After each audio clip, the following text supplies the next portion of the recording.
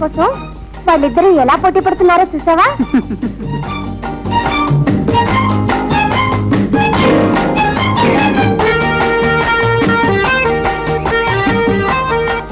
బాబు పాలు అక్కడ పెట్టమ్మా.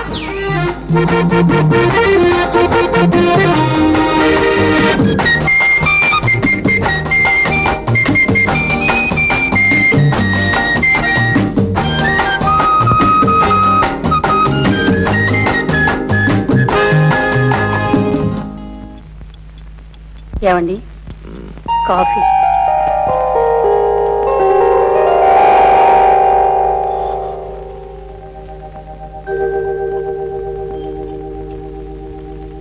వింటున్నారా? ఎదురింటి లలిత మన సరోజ మధుని ఆకర్షించాలని మహా అవస్థ పడిపోతున్నారు. అలాగా అలాగా అంటూ పట్టి పట్టనట్టు కూర్చుంటే ఎలాగండి? అవతలేమో మీ స్నేహితుడు కూతురు, యువతలేమో మీ అక్కయ్య కూతురు. మధు పెళ్లి విషయం ఏదో ఒకటి తేల్చి చెప్పకపోతే ఎలాగండి? చూడు శాంత, ఓ కుర్రాన్ని ఆకట్టుకోవడానికి ఓ పిల్ల కష్టపడింది అంటే ఆ పిల్లని కట్టుకున్నాక ఆ కుర్రాడు రెట్టింపు కష్టపడతాడన్నమాట. అది శాస్త్రం. అది కాదండి. ఏది కాదు? శాస్త్రాన్ని కాదనడానికి నువ్వెవరివి? అసలు నీ ఏజ్ ఎంత, నీ నాలెడ్జ్ ఎంత? అదంతే. నువ్వు వెళ్ళు.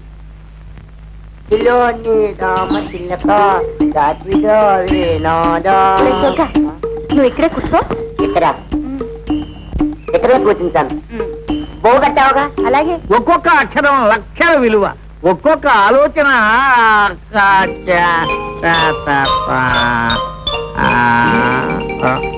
ఇదిగో వ్యాకరణం చదవడం ఆపేసి ముందు ఆట సంగతి చూడు. దిక్కులు చూసావంటే పిక్కలు వస్తాయి.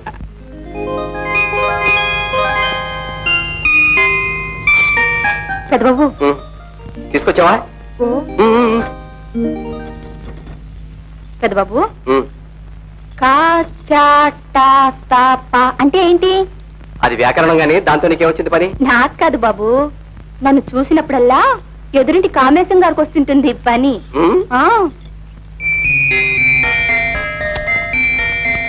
పెద్దబాబు, మధు ఏమా తీసుకో బాబు. ఇక్కడ ఏం చేస్తున్నావే? అది అది నుంచున్నారమ్మ గారు. ఇదో పిచ్చి పిల్ల, వంటింట్లో పని ఉంది, రా.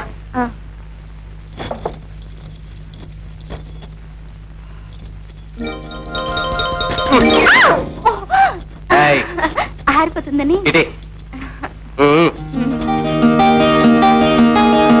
అమ్మమ్మమ్మమ్మమ్మ, మిమ్మల్ని నేను అప్పడుగుతానా? కాకపోతే ఒక చిన్న రిక్వెస్ట్. ఏముంటది? మన రెండేళ్ల మధ్య ఉన్న స్నేహాన్ని పురస్కరించుకుని అది బాంధవ్యంగా మారాలనే ఆశతో మా అమ్మాయిని తీసుకొచ్చి మీ ఇంట్లో పడేద్దామని ఓ చిన్న కోరిక. ఏమయ్యా పెద్ద మనిషి, నీ బుద్ధి చూపించావు. ఆట సాగుతో మా ఇంటికి వచ్చి నా తమ్ముడిని మాయ చేసి నీ కూతుర్ని ఇంటి కోడలు చేయాలనుకుంటున్నావా? ఎంత ఆశ! నీ ఆశ మండిపోను, నీ జుట్టు ఊడిపోను. ఏమైనా తమ్ముడు, మొహాన బొట్టున్నా మొగదిక్కులేందాన్ని పిల్ల పెళ్లి ఎలా చేస్తాననుకున్నావు? పైగా అది పుట్టినప్పటి నుంచి మధుకిచ్చి కాళ్ళు కడిగి కన్యాదానం చేద్దామని కలలు కన్నాను. మధు సరోల జంట కంటికి ఇంపుగా ఉంటుంది. నీ కంటికి ఇంపుగా ఉంటుందేమో గానీ నాకు కంట ఇంపుగా ఉంటుంది. నీ కళ్ళలో కారం కొట్ట. ఆ కారం నువ్వే కొట్టుకో. నా కూతురు మధు పక్కన నిలబడ్డానికి అర్హురాలు, మధు నా అల్లుడు అంట. ఆహా, అంట సంట ఆవరంలో గంట అని మధు నీకు అల్లుడు ఎలా అవుతాడు అంట. నాలుడు నాలుడు నాలుడు నాలుడు నాలుడు నాలుడు. వాళ్ళిద్దరూ పోట్లాడుకుంటున్నది నీకోసమేరా. ఆయనేమో ఆడుకుంటూ కూర్చుంటారు, నువ్వేమో మాట్లాడకుండా ఊరుకుంటావు. ఇక ఈ సమస్య తేలేదెప్పుడు, నువ్వు ఇంటివాడు అయ్యేదెప్పుడు? చెప్పరా మధు, వాళ్ళిద్దరిలో నీకెవరంటే ఇష్టం? ఇప్పటికిప్పుడు తెలిసి చెప్పమంటే ఎలాగమ్మా? రేపు ఉదయం చెప్తానమ్మా. అలాగే.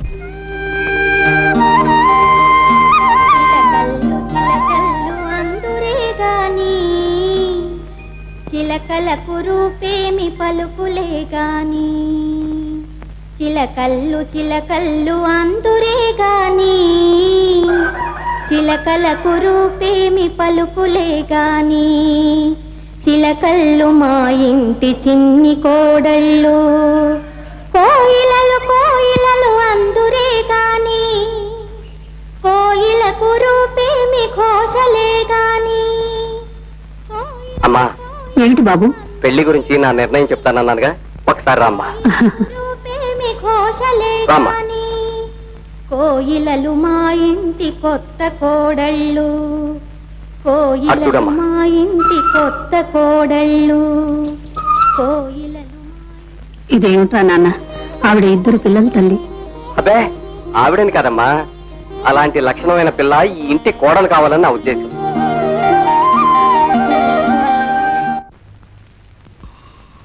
ఊరుకోవాయి ఇవన్నీ చాదస్తపు మాటలు. ఓ అబ్బాయి ఓ పాతకాలపు అమ్మాయిని ఇష్టపడుతున్నాడు అంటే అందము నాగరికత గల అమ్మాయిలకు తాను నచ్చనేమోననే భీతైనా అయి ఉండాలి, లేదా మతైనా పోయి ఉండాలి. అది శాస్త్రం. మీ శాస్త్రం సరేలేండి గాని, ఇప్పటి కాలం వాడైనా మన మధు సాంప్రదాయాన్ని గౌరవిస్తున్నాడంటే మనం ఎంతో గర్వపడాలండి. సాంప్రదాయం ఏమిటో చాదస్తం? మనకేమిటి తక్కువ? స్టేటస్ ఉన్న ఇంటి కోడలు కొంపలు మునిగిపోయినట్టు చీకటితోటే లేచి ముగ్గులు పెట్టకపోతే ఇక తెల్లవారదా? అయినా ఇవన్నీ పెళ్ళాలు చేయాలా? పని మనుషుని పెట్టుకుంటే సరిపోదు. నిజమేనండి, ఆ ఆలోచన నాకు తట్టలేదు. చూసారా, నీకు తట్టనివి ఈ లోకంలో ఇంకా లక్ష ఉండిపోయాయి. అయినా ఇలాంటి చిల్లర మల్లర విషయాలకు అనవసరంగా నన్ను డిస్టర్బ్ చేయకు, వెళ్ళు.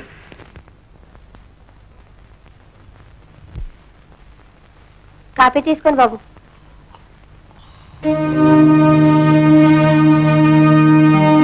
ఏమిటే నీ దివ్య మంగళ దర్శనం? నువ్వెందుకు తగలడ్డావు ఇక్కడికి? మీ అమ్మగారు ఏమైపోయారు? ఏమిటో ఏమిటి కొత్త పద్ధతి? స్టేటస్ ఉన్న ఇంటి కోడలు కొంపలు మునిగిపోతున్నట్టు చీకటితో లేచి పనులన్నీ చేయకపోతే తెల్లారదా? ఇవన్నీ పెళ్ళాలు చేయడం దేనికండి? పని మనుషులను పెట్టుకుంటే సరిపోదు. అబ్బా, కొట్టావా?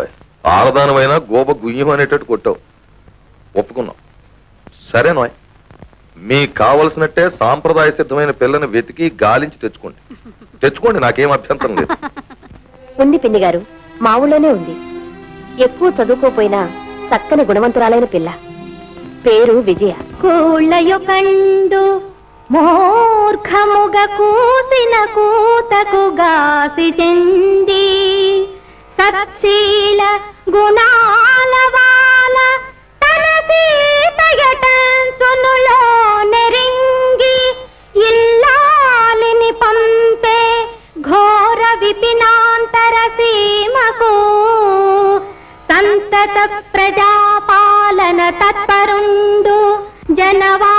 విధేయుడు రాముడంతట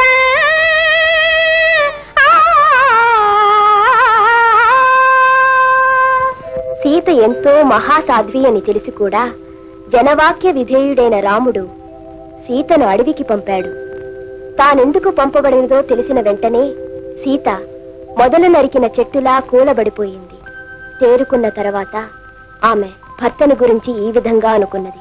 ముందుగా ఒక్క మాట నా ముందు అనినా స్వామి కోసము ఇల్లు వీడి సాగిపోనా వంశయశమును నిలుపని వనితయేలా పతి మనమును ఎరుగని పడతియేలా. సీత ఆ పరిస్థితిలో కూడా భర్తను గురించి ఉదాత్తంగానే ఆలోచించగలిగింది. అందుకే ఆమెను మహాసాధ్వి సీత అన్నారు. విజయ ఏమా? నేను బజార్ వెళ్తున్నా, తలుపేసుకో. అలాగే.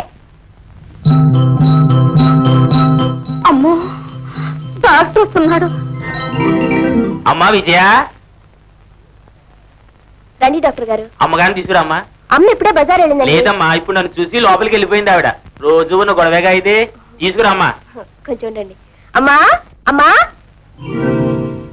ఏమిటమ్మా ఇది? కదా డాక్టర్ గారు వచ్చారు. నాకు తెలుసమ్మా, ఆయన వచ్చారనే నేను ఇక్కడికి వచ్చాను. ఏమిటిది పసిపిల్లలాగా దాక్కోవడం? పద అమ్మో, రామ్మా.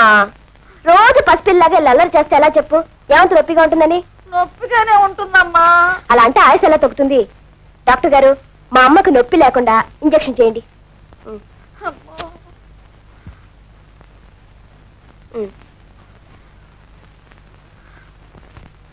అమ్మో, ఇంకా చేయలేదమ్మా.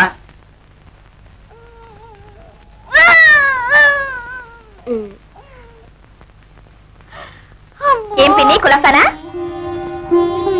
రామ్మ సావిత్రి. ఈవిడి శాంతమ్మ గారిని పట్నంలో మా ఎదిరింటి ఆవిడ. నమస్కారం. రండి, కూర్చోండమ్మా. కూర్చోండమ్మా. పిన్ని, వచ్చిన విషయం ఏమిటంటే శాంతమ్మ గారికి పెళ్లిడికి వచ్చిన కొడుకున్నాడు. ఎంకాన్ చదివాడు. సాంప్రదాయమైన కుటుంబంలోని పిల్లని పెళ్లి చేయాలని ఆవిడ కోరిక. ఆ మాటే సావిత్రితో అంటే ఈ ఊరు తీసుకొచ్చింది. ఇంతకు ముందే మీ విజయం చూశాను. అప్పుడే అనుకున్నాను ఈ పిల్లే నా కోడలని. మా విజయని మీ కోడలుగా అడుగుతున్నారా? నా బిడ్డ జీవితంలో ఇంత అదృష్టం ఉందా అమ్మా? శాంతమ్మ గారు మన విజయని కన్నబిడ్డలా కళ్ళల్లో పెట్టుకు చూసుకుంటారు పిన్ని. నా కూతుర్ని పెళ్లి కూతురుగా చూసుకోగలనో లేదోనని ఇన్నాళ్ళు కుమిలిపోయాను. ఇప్పుడు మీ అంతట మీరే వచ్చి అడుగుతుంటే ఈ ఆనందంలో ఏమిటో నా కాళ్ళు చేతులు ఆడలేదమ్మా.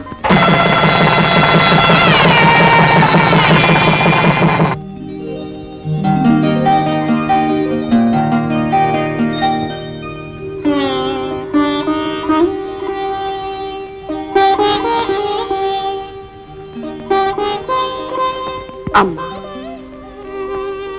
అత్తవారింటికి ఎడుతున్న ఆడపిల్లకి ఘనంగా సారిచ్చి పంపుకునే శక్తి లేని దాన్నమ్మా నేను. ఈ బీద తల్లి నీకివ్వగలిగిన ఆస్తి ఈ అమ్మ బొమ్మేనమ్మా. నీ ఇల్లు చక్కదిద్దుకునే శక్తి, నిగ్రహం ఈ అమ్మే నీకు ప్రసాదిస్తుందమ్మా. క్షేమంగా వెళ్ళిరా అమ్మా.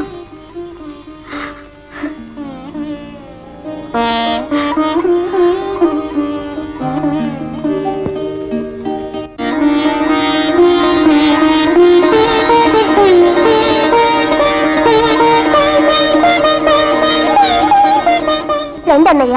కుడికాలు ముందు మోపిరామ్మా. పెళ్లి చాలా ఘనంగా జరిగింది రావు గారు. చూడముచ్చటైన మహాలక్ష్మి లాంటి పిల్ల గడప దొక్కింది. ఈ సందర్భంలో నూతన వధువులకి ఈ వేళ సాయంకాలం మా ఇంట్లో ఒక రిసెప్షన్ ఏర్పాటు చేశాను. వద్దండి, ఇలాంటి ఆర్భాటాలంటే నాకు నచ్చవు. అలా అనుకు మధు, నువ్వు అక్క తప్పకుండా రావాలి. రాకపోతే నా మీద ఒట్టే. ఏమిటమ్మా, శుభవాన్ ఇంట్లో అడుగు పెట్టిన వేళ ఈ ఒట్లు గిట్లు ఎందుకు? తప్పకుండా వస్తారు, నే పంపిస్తాగా. ఆనందమానందమాయనే మా బుజ్జక్క పెళ్లి కూతురాయనే. ఆనందమానందమాయనే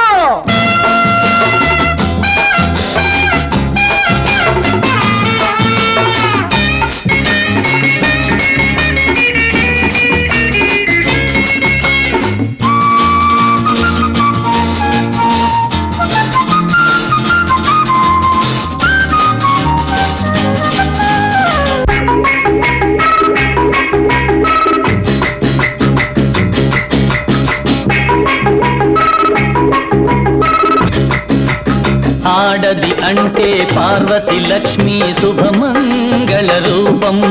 అది ఇల్లాలైతే ఇంటికి జంటకి 7 తరాల దీపం. కట్టు బొట్టు కాటుక కన్నెల అందానికి అందం. సిగ్గు ఎగ్గు లేని నాటి కోతి ఒక్క చందం. ఇదా ఆడజన్మ అయ్యో రామ రామ. ఇదా ఆడజన్మ అయ్యో రామ రామ. భలే భలే అల్లా గడ్డి పెట్టి మాయా టికెటికో.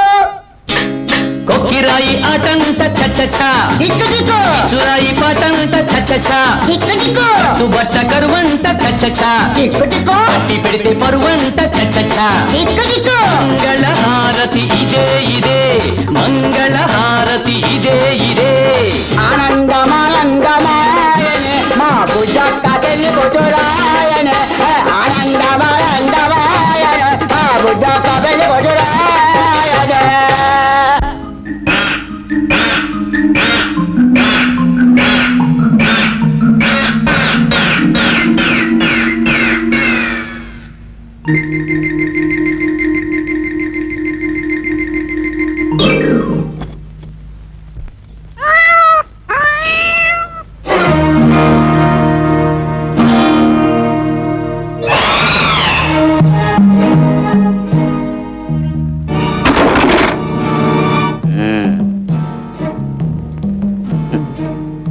ఏమే చిలక, ఇంత రేతిరి దాకా ఏ గూట్లో గుడ్లు పెడతా ఉండిపోయావే? నిన్నేనే అడిగేది. పెదబాబు గారు పెళ్ళైందని ఎదురుంటోళ్ళు పండగ చేశారు. అట్టాగా ఆళ్ళేదో పండగ చేస్తే నువ్వేం చేస్తున్నావే ఆడా? పనుండి ఉండిపోయాను. ఏంటి ఆ పని? మీ అక్క సచ్చాక 6 ఏళ్లుగా నిన్ను పోషిస్తోంది. నువ్వు పరాయి కొంపల్లో పని చూసుకుని అర్ధరేత్రి అపరేత్రి కొంపకి చేరటానికి కాదే, నేను నీ మెళ్ళో తాళి కట్టడానికి. తెలిసిందా? నా పెళ్లి నా ఇష్టం మీద జరుగుతుంది, ఎవరి బలవంతం మీద కాదు. నీకో ఇష్టం తగలడిందేటే? నీకు ఇష్టమైనా కష్టమైనా నువ్వు నా ఇంటి దానివి. కాదంటానికి ఆ బెమ్మదేవుడు కూడా పవర్స్ లేవు.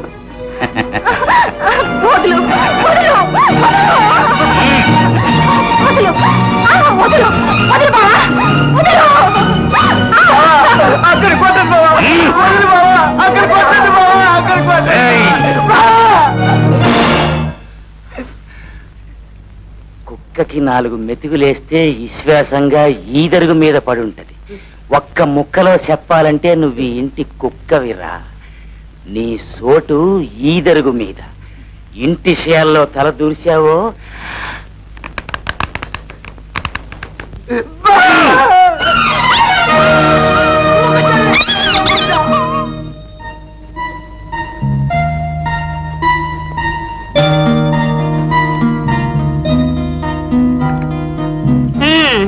పక్క సర్దుకుంటున్నావా అమ్మా?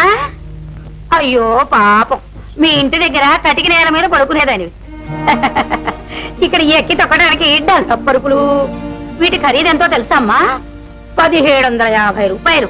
వీటి మీద పడుకోవడానికి అందం చందం అర్హత ఉండాలి. పిన్ని గారు, పెళ్లి లేదు, పీచు లేదు.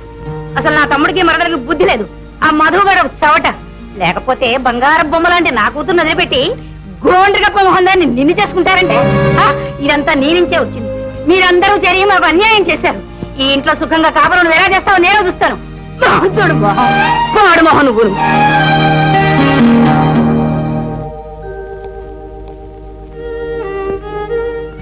విజయ, కింద పడుకున్నావేమిటి?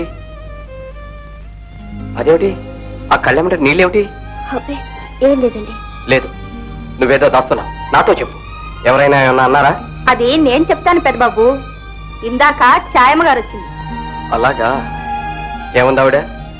నేను చెప్తాను ఎందుకులే పెద్దబాబు, మీరే వినండి. వీటి మీద పడుకోవడానికి అందం చందం అర్హత ఉండాలి. ఏమంట పిన్ని గారు? అయ్యో ఎంత వెర్రి బాబులు దానివే. అసలు నా తమ్ముడికి మరదలకి బుద్ధి లేదు. ఆ మధుగాడు ఒక చవట.